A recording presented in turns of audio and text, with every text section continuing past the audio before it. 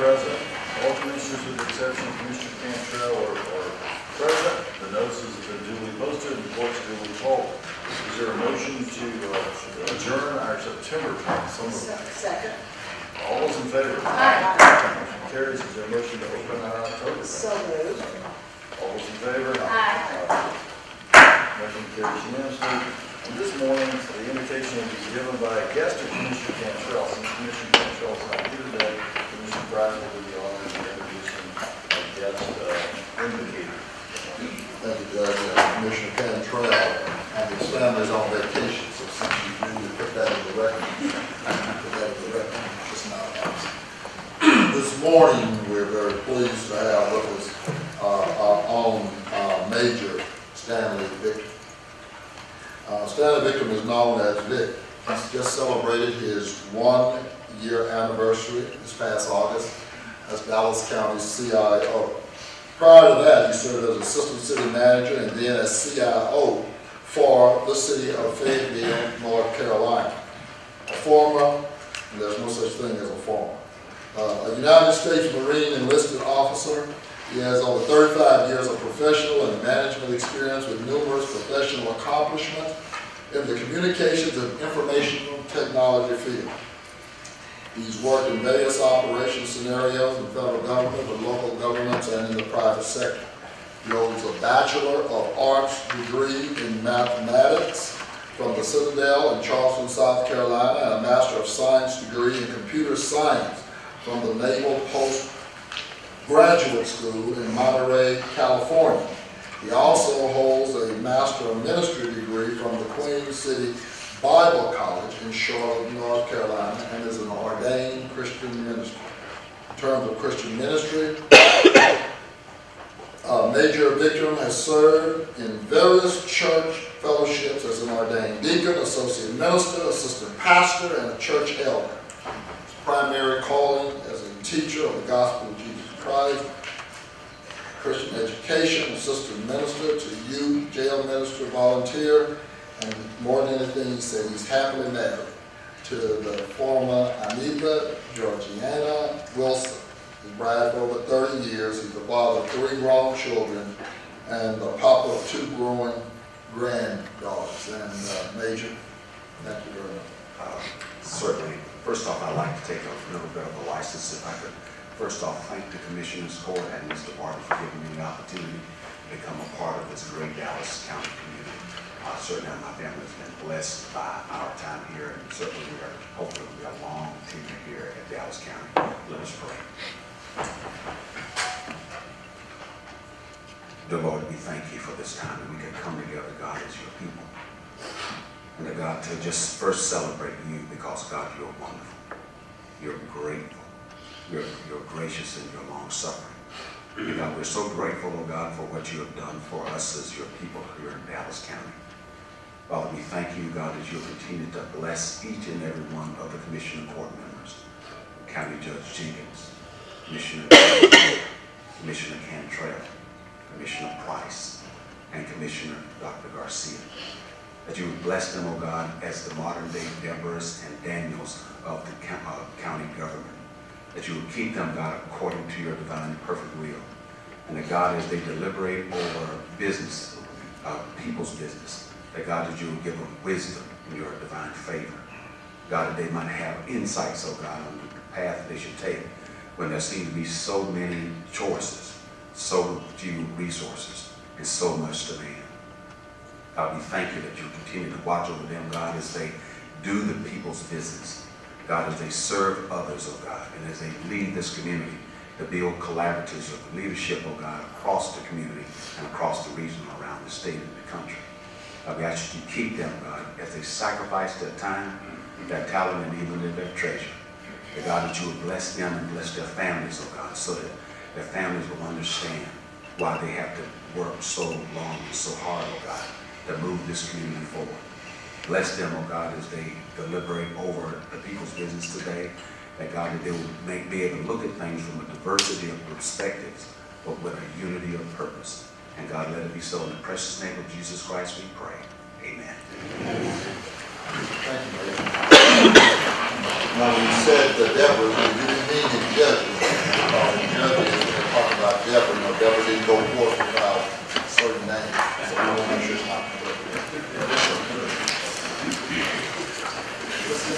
Deborah was waiting for. That's what happens when you read. Anyway, okay. All right, welcome to this meeting of the Dallas County Commissioners Court. We're getting all biblical. And this session is comprised of 5 sections. First, we're going to hear some resolution. We're going to introduce them. Then hear a resolution. Next, we'll go to our formal agenda. We'll then go to our briefing agenda. We'll then listen to one registered speaker. That one registered speaker is on the court order, so we'll hear that at the time we vote on the court order. And then we'll have a closed session briefing. So with that, I'll turn it over to Commissioner Price, who has a resolution today honoring our longtime Dallas employee. Thank you, Judge. Rosalinda Science will come forward and her delegation.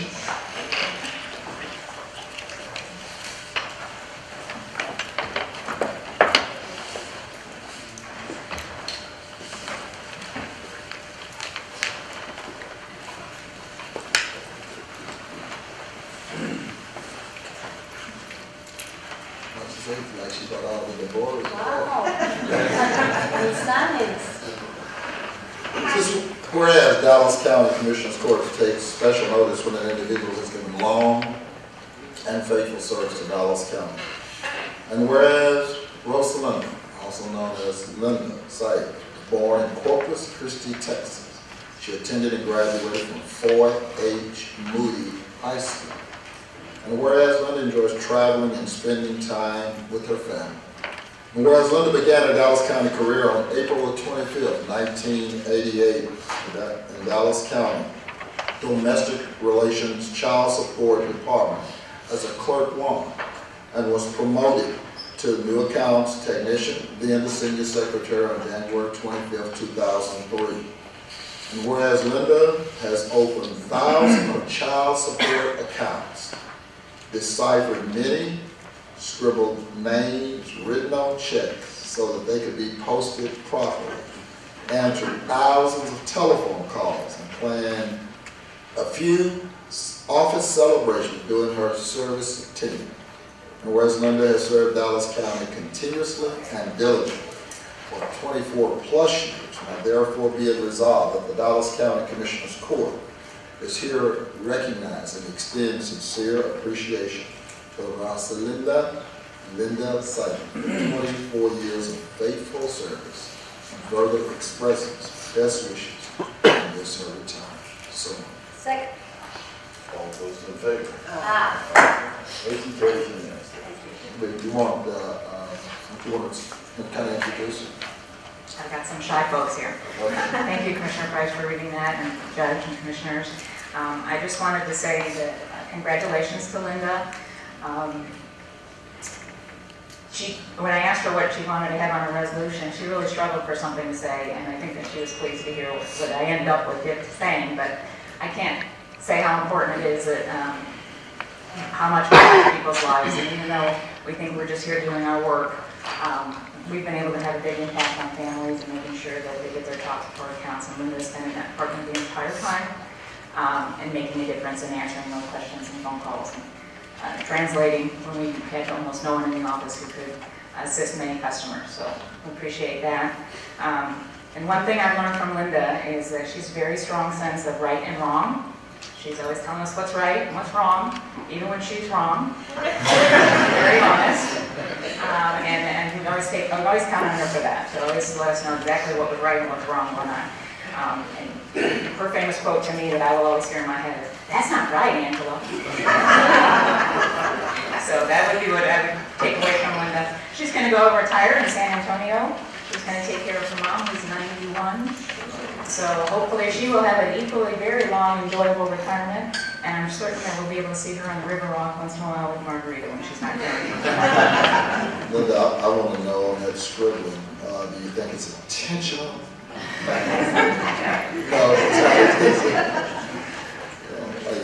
know we've gone through these child support organizations for quite some time, as you know, and I really appreciated the work. Y'all have worked on some very difficult conditions from time to time. And I know that you get some interesting telephone calls, because we get them. You just send them over to you, I can imagine. So thank you for all you've done. Thank you. And I'm Linda Bailey. Good morning. I'm from Mammoth, and I just want to wish her a happy birthday. Today's her birthday also.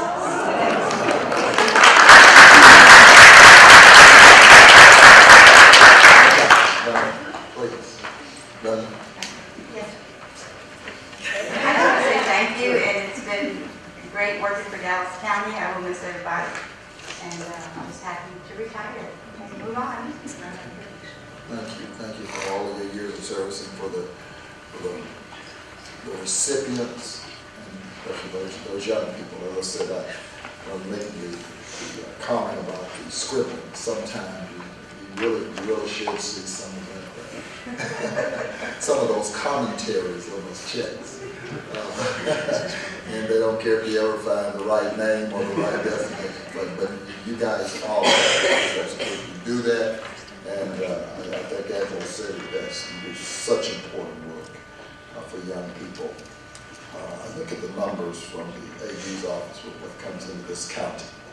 Still got it. It's not like you'll have a difficult time having a job in Dallas County, unfortunately. So thank you. Y'all want to do a birthday music?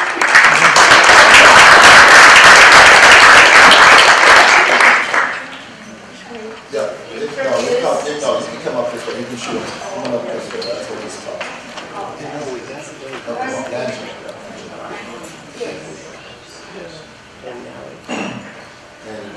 And while they're coming today, I guess we all got it today. The Dallas County Tax Office has set 2 new records.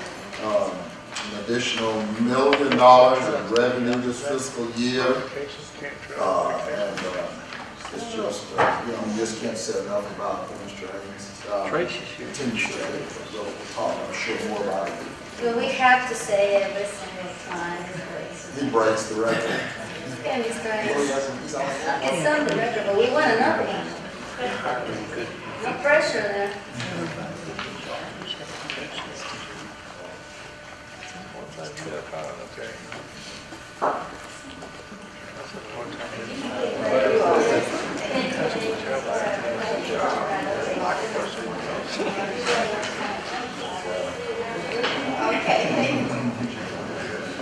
John, I want to congratulate you as well. The county decided to hold $2 million of your election efforts. Is that correct? And it's always great to work with people that, really try to go way beyond their public duty. Mr. Ames, Mr. Simmons, Mr. Warren, that are always very helpful to all of us. Thank you. And I love the way this is looking, Mr. Warren. I can't wait till another best. Well, I'm trying to figure out. It looks like anyway, This is a sales, this is a surplus. this second I wanted Mark to be with us. But it would be great once we have the big screens where we can sign without having to sign on this paper or anything. But Mr. Ames, I think we're all kind of saying in this role. When you come on to judge for a second, I mean, I don't think that when we figure out that we had $1 million worth of additional revenue compared to last year, then we all got to increase. I'll let you take it. I did want to say, kind of hot off the presses this morning, we just found out this morning that we did set a record for property tax collections for the Dallas County current year taxes at 98.74%. Last year was 98.47%. Because of the increased collection percentages, we did provide over $1 million additional revenue dollars this past year for the budget. Had we collected the same rate as 2008 before I took office, we would be $2.3 million in the hole over 2008. In addition to that, I would like to say that today the property tax statements will be in the mail. So everybody enjoy going to your mailbox I actually received our new initiative this year for e-tax statements about 5 minutes ago on my phone. I just received my e-tax statement. So we encourage everybody to sign up for e-tax statements, which also saves county dollars and goes green. So I could not do it alone. I have a fantastic staff. I set the expectations extremely high for them, and they always exceed and meet those expectations. So it is truly a group effort with the entities we collect for, and the property tax office staff, and the IT staff, and all of the tax office staff. So we are very pleased today to announce that we have set 2 records, and we hope to move forward. Dr. Garcia, it's hard to keep setting them year after year. So, you know. I know if someone can, it's you. Well, I mean, the other guy, 20 years. I have to say, as the second largest county in Texas, to have our tax statements out the first week in October and out on October 2nd and have over a 98% collection percentage is pretty unheard of. For a large urban county like this, it's pretty unheard of, and it's because of the dedication of tax office staff.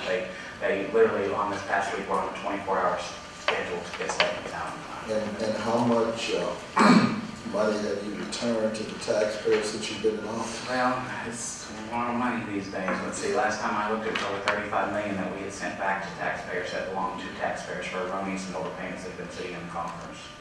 So we're wrapping up that project now. It's taken a while to find a lot of those people. And in the prior 20 years, how much have we returned? I couldn't tell you, sir. I wasn't there. John, what do you attribute your tremendous success in these collections? Well, I think it's a number of factors, Commissioner. I think it's the fact that we did what the law tells us to do. We put tax statements out on the street time, so people have longer time to actually pay their taxes. We have provided multiple revenue options. You can pay online with an e-check, and for the first time this year, we negotiated to have a zero fee for an e-check online. So it costs you less to pay online with an e-check than it does to mail your tax statement to your tax payment to us. We have credit cards online. We have multiple locations. We have educated our taxpayers on how they can pay their taxes. The whole point is doing our job and doing it right and doing it timely. That sounds good, but it's about leadership. It's about management. And that's what you've done. You've done that from the physical to the fiscal. And you've done that extremely well. And that's going to keep talking about the prior 20 years. You know, all this was in place to make the e-tax stuff. You managed. You've led that office. That makes a difference. You're on the ground. You're the work. I appreciate that. I really do enjoy being on the ground in the departments, getting my hands dirty. They look at me sometimes and say, "You want what? Why? What are you going to do with it?"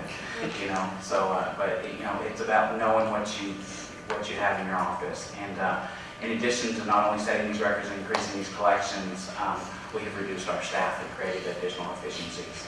We provided at least 5 tours this past year to other counties in Texas so they could see how efficient we are and how they can do their operations. And your fiscal plant looks like something that we as taxpayers can be proud of, regardless of where it's here or your other offices. You've done a yeoman's job. Good job. And I'm going to recommend also, Mr. Ames, that we submit some of the changes that your office has done to one of the Texas Nation magazines, because really, like you say, I read them faithfully, believe it or not, every month, and very few times you hear about tax assessors and what they're doing. Thank you, Dr. Garcia. You know, the tax assessor's job isn't sexy like the sheriff or the DA's job. You know, we just provide the revenue. So it's certainly an important position, and I'm glad that this court recognizes the importance of the tax office. You haven't appealed, trust me, when it comes to budget, oh gosh, I mean, your office is the first one I So look am at. I hearing an extra 1%? No.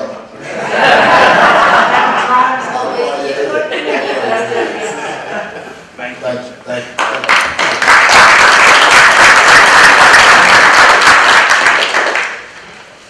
Before we go to consent agenda, that year after year excellence reminds me that tonight the Texas Rangers are playing the Oakland A's with Matt Harrison on the mound. And if you win, that's the 3rd year in a row that we win the division. So we get a broadcast out and get a check with your department heads. But it's Ranger Friday if we win the game tonight or tomorrow. We got one more game and we'll win Then we get some t-shirts, y'all. We get the series, and everybody up here gets a free t-shirt from Clay. All right, do you all hear that? Well, we'll talk to the clubs, I guess. I don't want to talk about the college. Yeah, we don't want to talk to the Cowboys. Well, let's do our consent agenda. Is there a motion on the consent agenda? Second. All those in favor? Motion carries unanimously. And we've got Court Orders 10 through 57. There's a corrected 36. I think Jen is only 35. And we have a speaker on 27. And so we have a motion on it before we hear from the speaker. I make a motion that we accept court orders number 10 through number 54, accepting number 35. Okay. That's right. You were right. Yes. Is there a second on that? I second. I would like to make some comments on. Would you like to, well, before or after? After the speaker. Well, before that, Court Order 15, this is about 730 year. I've seen a $750,000 contract. And I think the fact that we call it a volunteer advocate contract, if that really kind of says anything. I need to see, they have staff with this contract. Correct. Okay. Don't say EEO1 in this contract. Absolutely. Okay. And I want to see that, you know, support it. I want to see it before we send out any more paper. I looked at that contract for all last year, was $750,000 again. I don't know that staff. I don't know what the staff looks like. A request was made this morning, as soon as I get it, I'll provide it to you. I'll hold any payments Okay. On Court Order 19, I know that Commissioner Cantrell is going to be probably trying to vote against it, just for purposes of yeah, okay. Okay, don't need to mute me. Anyway. That is now in my district, so I guess that means that is. And for purposes of the public understanding, would you tell people what an EEO1 is? It's the equal opportunity forms that businesses have to file with the federal government, and then local many people ask to see them. It will list the ethnicity breakout of the employees of that organization. Not just ethnicity breakout, boy, it's genders. by position. Yes, By that's position. categories of managerial, clerical, operations, supervisory. And we do that on all of our. We require it on everything. This is not unusual for it to be required. That's correct. But this contract has not. We did not have one on file, so it's proper to ask Since we're doing the questioning, on agenda item number 30, Mr. Brown, I thought it was a position that was in the Health and Human Services. You answered my email about, not being, and you actually did a breakdown of all the organizations this position works for. But I would also like to see how many visits does this position does. You can give me an overall of that. If there's a bilingual person in that position, if that position multilingual, I don't know. I would like to know where the $67,000, go to, and how effective this person is. After your email, I already asked for that information. I didn't get a response yet, but I will get that information. I anticipate, given the fact that the entity is providing almost $750,000 worth of meals, it's multiple positions that are doing it. I also anticipate there being some volunteers that are involved in that, but I'll get you all the information. Sure, and I just want to know more about this position. Like I Leave you good said, information for you to have. You may want to follow that information to your constituents, since they are providing meals for individuals. correct. And where can this position, I know this position works with a lot of very, very good entities, but we have some others like La Voz del Anciano and other organizations that would love to have a visiting nurse to some of their members. So. Understand. Thank you, Mr. Brown. And with that, I'm done with it. I did want to say, talk to you so the record will be clear. Sheriff, with regards to Court Order 19, which is the police contract that you provide for the town of Sunnyvale, we are getting total all costs reimbursed. Is that correct? That is correct. That contract lists out the exact individuals. It also includes the amortization of their vehicles. It includes an indirect cost. It includes their investigative services. So everything that we can identify as a direct cost is included in that contract, so that they're not receiving anything more than anything else. Any other city? And we have always been paid on time. I also asked about this item. They've always been very timely in their payment. And the sheriff, as I understand, have the resources. I know I correspond with Chief Flores also over the weekend. And yes, this was additional staff that was added to their budget, so if this contract ever went away, we would eliminate that staff. thank you, Judge. Thank you, Coach. Let's hear from our speaker and then any other. So we had I would call the question, I made a motion accepting number 35. So we call the question on those accepting 35. Oh, okay, accepting, I think it's 27, accepting 27 as well. Okay. Yeah, the speaker's on 27. Oh, well, let's go. You can go ahead and come forward, sir, but we're going to take a quick vote on the others, and then we'll read the rules of the court and go back. Did she accept 27? She accepted 27? Yeah, 35 was pulled, and she accepted 27, so we can hear from the speaker.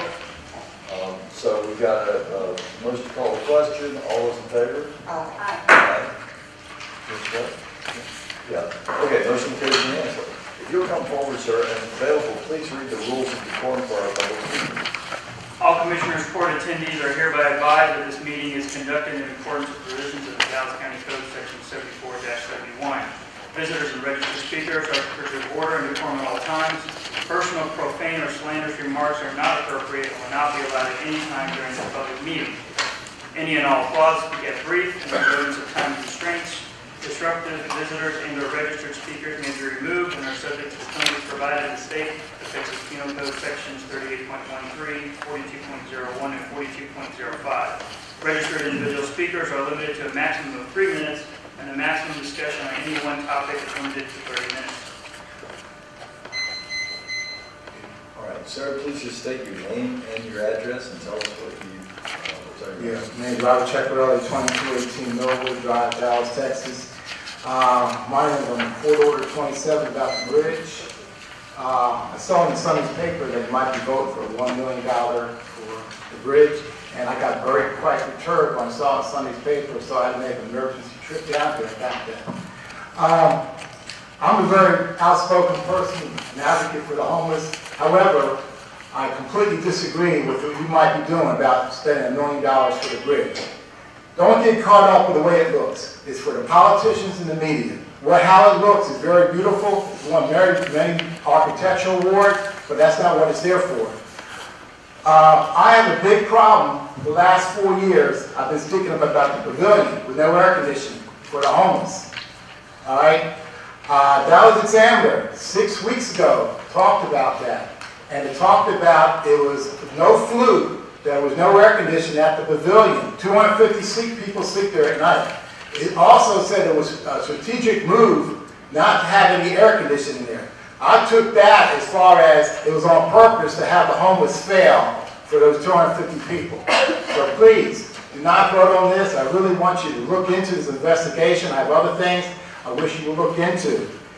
The second thing is when you get placed in housing. As you imagine, it takes many months to get off those mats and get up on the second floor. Right now, I've heard from several clients that they turned down Village Oaks Apartments at Oak Cliff. It's very drug infested. Once they turn it down, they have to go back to housing. They are forced to go there, or they have to start all over again back on the mats. I've had a couple of clients tell me about that, and it's very disturbing to me what goes on, how the homeless are treated. The third thing I would like to say is my experience last week with the bridge. I went to Unity Gospel Mission 45 to pick you up the bridge. There was no beds. I had to wait for a mat. At 10 o'clock, there were no mats. I had to stay in the chairs at the Welcome House all night long. So it's a very unwelcome experience, and it's very hard to try to move on when things are done on purpose. And it's very disturbing, like I said. I wish you would stop, listen to what I'm saying, and postpone the vote. What I'd like to suggest is for any of you to go to these MDHA meetings at the library, the second Friday of every month with Mike Fianza. There you have homeless people speak about the bridge. It got so bad that the homeless speak about the bridge so critically, Mike Fianza had to run out of the meeting several times because he got very, very perturbed about the meeting not being on course, what it's supposed to be doing. Because the homeless are very, very awestruck about what goes on the bridge, all right? They treat it very, very badly. I'm speaking up about the air conditioning. You have smelly feet. Pardon my, 250 people. How much? What does that mean? Well, that means you're 3 minutes up. Go ahead and just finish your okay, I just want to suggest that some of you go to the bridge, maybe spend $5.45, or some of your people you work with, and see what I experienced. All right. Also, go to the MDHA meeting, second Friday every month, and see what the homeless speak about how they treat you at the bridge. So I really, really ask you, Mr. Thompson can verify. I'm a spokesperson for the homeless. The homeless look up to me. All right. So because I take Salvation Army in the county program. So please do what please, I'm really asking you to listen to me what I'm saying, because you're wasting $1 million and for this until you do an investigation. Thank you very much. All right, do we have a motion on 27? Court Oct 27 for us. I'm going to go to 27. And we have a second. Any discussion on 27? I'll say this about that. And I may, if it's all right, I'll ask you a question. When you say pavilion, are you talking about the converted? The warehouse. The warehouse. Yes. Okay. What we did, and we want to continue. This can't be a give and take at this point because we're taking the vote. But we want to continue working with you and anyone that has concerns, those concerns. What we were able to do last year with that warehouse pavilion is a partnership where various charities stepped up to buy those porta pool units. Hopefully that is helping some, because I was concerned in the hot summers with our people sleeping outside with only the large air moving circular ceiling fans, that if we send someone to the hospital, that's a tremendous amount of human suffering and a tremendous amount of cost. So hopefully that is helping.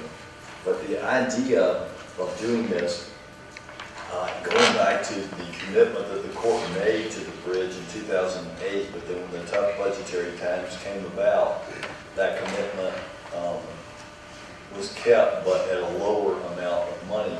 So we're getting back to the amount of money that we committed early on with the bridge, with the hope, and this isn't the only thing we're going to be doing to battle homelessness, chronic homelessness, and to battle the underlying causes of chronic homelessness here in Dallas. We're going to be partnering, particularly with the city of Dallas, to look at innovative ways to resolve that. But this is an important step that where we come back to that commitment in 2008, that because of the tough budgetary times, this court acted, I think, very appropriately through, and this is before I got here, by the way, through this budgetary crisis to get us to where we are now, which is to have the second year in a row we balanced the budget without a tax increase, and we've got now a little bit of financial breathing room to do these sort of innovative approaches where we can hit those underlying conditions.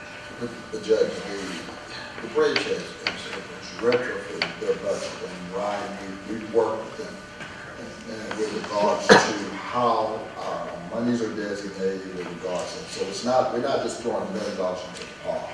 Right, and the moderator to be clear, the court Before this, the court was putting in $750,000. We're just putting an additional $250 million to bring it to $1 million, which takes it back to that original commitment. That's right, back to the commitment. The city and the county have been partners in the bridge since the inception of the. And a lot in terms of our mental and our behavioral health, the J. Don, who is over the bridge, is part of the And as a result, as I said, what we have done is we have taken and we have basically poured our dollars with regards to the bridge, with regards to what we expect them to expend those dollars. Right. Specific detail in there. Exactly. So it's not the fact it's just going to the bridge. So it's. While there still has many challenges, overall, the bridge has served the function of helping, the population that is really happening in that. And it also illustrates one other important component that I think is helpful to our area and our county, and that is we've got these increased partnering relationships with our cities. This increased commitment was done after consultation and discussion and request from the city of Dallas about ways that we could partner with them, because of course it's downtown Dallas where most of the homeless people reside, and we've got a mayor that has a real passion for helping the homeless in Mike Rollins.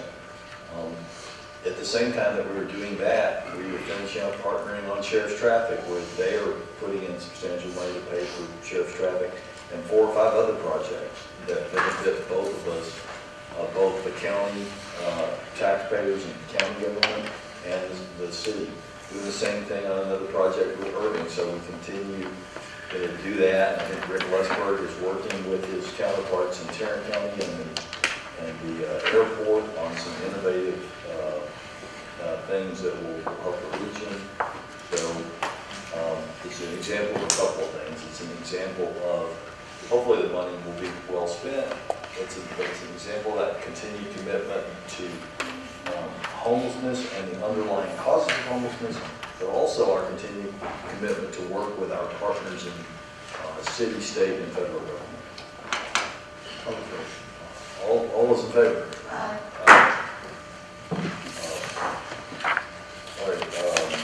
That takes us to, and having said that, sir, what we said is we have absolute respect for the viewpoints of folks who come here to speak with us and take all those things into account, and we'll continue to monitor this issue. We're now reconvened in public session and we recess for our briefing session to consider items for a subsequent session. Mr. Martin, will you take us through that? Well, Judge, Commissioners, item 1, Health and Human Services, recommend approval of the Centers for Disease Control Prevention Grant, strengthening public health infrastructure for improved health outcomes. Item 2, Communication and Central Services, that Court Order was on your formal agenda. Item 3, Human Resources Civil Service, recommends approval of the approval rates for the various benefit plans outlined in the attachments to your briefing agenda. Item 4, IT. 4A, recommend approval of personal services contract with Jason Tesla with 3IP Data Solutions. Item 4B, recommends approval of the personal services contract with Delta Dallas Incorporated for the service of Mr. Brian Stair, a senior developer. Item 4C, recommends approval of 8 Samsung smartphones for after-hour on-call use at a cost of, the actual cost is $50 per month each, at a total recurring cost of $400 a month. I know, Dr. Garcia, do you have a question? Well, first of all, I know that the contract was reduced. It was briefed as a $700 a month cost. Now it's $400 per month, $50 per month for the 8 phones. And I know Mr. Victor and I, Mayor Victor and I communicated over the weekend about this. Mayor, can you please, for the record, put what these smartphones, these 8 on-call smartphones do? I have to, while you have mentioned it before, I have to sit down and understand what exactly will these 8 devices will do and which personnel will have them. Yes, ma'am. Yes, ma'am. These smartphones are basically for the on-call staff to be able to actually respond to calls much more quickly. Obviously, we're, as I think the judge mentioned just a minute ago, about basically working with the county LEAs in a much more integrated fashion. Obviously, we're basically putting more and more of our systems actually online. So one of the things we are doing is these particular devices for the on-call staff being able to actually connect into the network if there's a particular issue, so they can be able to go through not only get a phone call or a voice versus what they typically run, but be able to actually connect into the actual network to begin start taking a look at diagnosis and researching the actual problem. I think based upon the chart that I basically have provided you earlier, is you have the phones basically going to the on-call folks for Odyssey, the Oracle, for the DBAs, for people that are in the both HHS as well as in the Juvenile Justice Department, for AIS, and then the mainframe areas.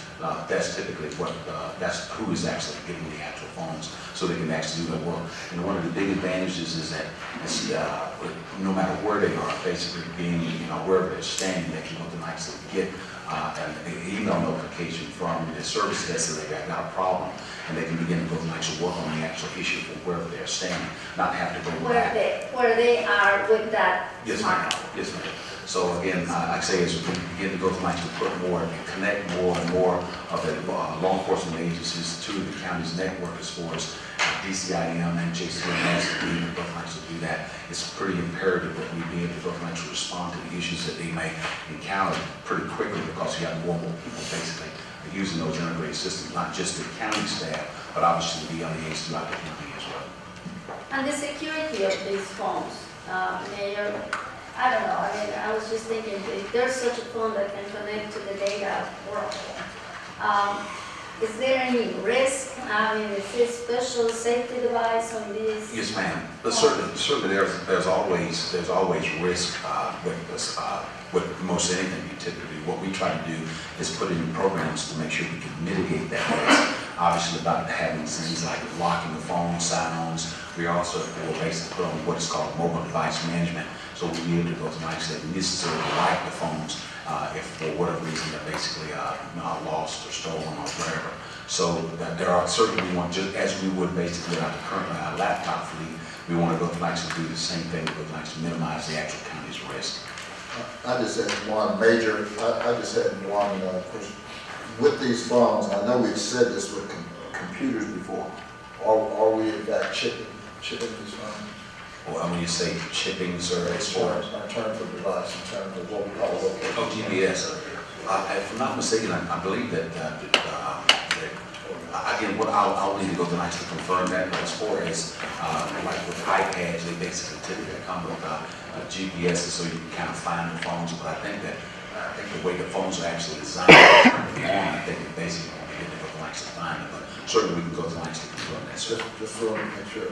I think that's a great idea. These phones have to be able to be tracked. Yeah, I know we were having, once before I brought up the issue, I don't know if since you've been here, but I know that we were saying on our computers, because we had a number of computers out in our, in a facility that disappeared. And I think we contacted Dell, and they told us we had to purchase. We did. And we did purchase. We have to purchase The tracker.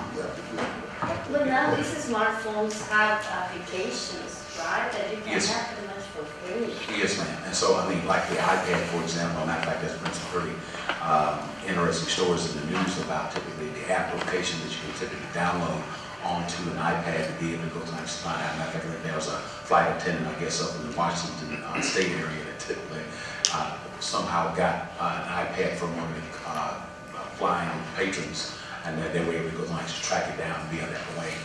So certainly we look at those type of things to go to make sure we can secure the actual device. Not only to basically mitigate the risk of people being unauthorized, people being able to get into them, but also to be able to locate them actually if they, for whatever reason, are lost or stolen. And I guess just to extend that question, so this would locate the computer, but on the iPad, but it would also, the smartphone, but it would also locate the person, I guess? Certainly, yeah, if they're basic, well, it's just like anything else, you're locating the actual device, and the person is going to be holding it and stuff, and then that's where the person is standing. But obviously, if the person is not, if somebody else is granted the phone, then obviously you'll find out whoever actually has it as well. So we would have a record of where that employee had been. Well, again, these are again designed for after hours. So the thing is that obviously you give the on-call staff a little bit more mobility to be able to go through and actually do a couple of things, not necessarily have to be tied directly. I'm having trouble here. Yes, ma'am, I'm sorry. You give the actual staff more mobility to basically go out and actually do a couple of things on an on-call after hours capacity, but not necessarily have to be basically tied there to their houses. Mayor, how many calls, how many emergencies do we have after hours? I don't have that information, ma'am, readily at my fingertips. What we, as I think the brief basically talks about, is that we, I guess anecdotally, we typically had quite a few, I guess, in the past. It's just based upon just the continued re-engineering of the actual systems. What we try to do is try to minimize the number of calls that we typically have to answer. But sad to say, we do have sometimes emergencies that typically come up, and you want to be able to address those as quickly as possible. If you can give me that information, Sure. I think Yes, that'll be ma'am. good to know. But it doesn't make any difference where staff is. They're mobile on call. Is that correct? Yes, sir. So to get a church, that's fine. If they happen to be in the club, that's fine. Well, certainly, so wherever they may be. Wherever they may be. I just want to make it clear because I'm making it look like, we're trying to track staff. Hell, it doesn't matter. They're on call. Right. So the thing is that. And what Commissioner Price means, it's okay with us if you're in the club. Whether or not your spouse thinks it's okay if you're in the club. So basically, I just don't want to send a signal, you got to be tracking staff. We ain't tracking staff. Right. The big thing is, like, I think the question that the Commissioner Dickey posed was being able to go to actually know what the device is in case it's stolen. But as far as being able to go to them actually, but basically, I guess the emphasis is being able to go to actually have a tool that basically the staff can be in a variety of different locations, but be able to go to actually connect into the network to get the job done. What I asked, and there was a conversation going on, so I didn't quite hear you. Yes, ma'am. What I asked is, obviously, we're not trying to track people, but let's say we wanted to know where someone was on a certain day, for some reason or another. Would we have a history of where that person was, like a GPS system or something? Again, I would, for example, I was supposed that we would, I was supposed that we would, if that information would probably be available and stuff, and then, I guess if we would have to be interested in that information, if, for example, if somebody got hurt, they were in a car accident or whatever, that would information would obviously be useful to be able to go to actually say if they fell over the side of a bridge or something like that on the side of an embankment, you'd be able to go to actually know where the person is, or just tracking after hours, obviously after hours, they can pretty much be wherever they choose per se, and the after hours capacity. Yes, ma'am. So maybe this would resolve the dispute. Can we just have an understanding with IT that, or not dispute, but these questions. The only time that our IT staff or anyone in the county will access the whereabouts of these phones when the phone's missing, there won't be any attempt to track our employees. That is the current plan. And for us, Dr. Garcia, and I'll get you that information. Thank you. Yes, ma'am. Well, and I have no doubt that that's the intention of your department, but, just for public, put people's minds at ease, let's put that in perhaps in writing, someone prepare a policy that the county will not be tracking devices in people's off hours, but will track the device if the device comes up missing or if there is some investigatory reason to do so. You're right, sir. Right, sir. And as part of just the procedure for basically the use of the funds, we'll make sure that's incorporated in that procedure. Item 4D, recommend approval of permanent data center due to fire life from the Disaster Recovery Center paid for the Major Technology Fund. Public Works, item 5. Item 5A, recommends approval of work order authorizing CAP Associates to provide professional engineering service for the Wildlife Parkway NCIP. 5B, recommends accepting the purchase agreement from Jose Lendez for vacant taxable property located at 14001 Cimarron Drive in Long Springs. Item 5C, recommends approval of the easement and right-of-way with Encore for the Bonnie View Road MCIP project. Item 6, Commissioners Court Administration recommends approval of professional services agreement with Carl Griffith and Associates for consulting services. Item 7, Budget. 7A, your conference travel training request. 7B. On that, let me make something, clear for the record. Carl's done some tremendous work and voting on this next week. We'll be factoring in the fact that the savings from Carl's work, and I say Carl, not really, it's Carl, it's a lot of other people who work with this group. The savings that we get from that, because of the decrease in our jail population due to the workflow improvements and stream of people that are coming out of jail, variances and things that we're able to accomplish. And he's been a real team player with our sheriff in turning that jail around. And so he's, there's that idea.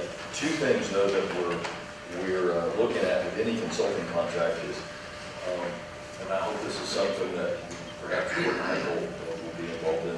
We want people to get all the, drain all the information basically as fast as they can out of the consultant's head, so we can do a lot of the stuff ourselves, and so we'll be endeavoring to do that. The word contingency contract, we want to make that very clear. We are not paying people a bonus for some sort of metric. What the word contingency means in this contract is that if special projects are needed on some contingent basis, some unknown now, but needed in a future basis, no taxpayer money will be expended towards that until that is put before Daryl and the administrators. They look at it, they bring it before this court for a vote. That is not to mean that someone is going to be paid a third of whatever they save, on a project. That's not what's happening. The person's going to be paid an hourly rate up to a certain amount of money each month for the work that's clearly defined in the contract. No, that's never been the case, Judge. In fact, we've only had one contract that we ever dealt with individuals where they get a percentage on what they bring in, and they didn't get very much in terms of their contract. Correct? Right? That is correct. So that's never been the case. I appreciate you making it clear for the record. That's never been the case. Item 7C recommends approval of the BDA initiative proposed by Road and Bridge 4, and 7D recommends approval of the BDA initiative proposed by the county judge. I've got 2 travel requests from Director Thompson for he and Mr. Thomas Lewis to travel to Denton County for HIV testing day at Texas Women's University. And Judge, that concludes the brief. Great. All right.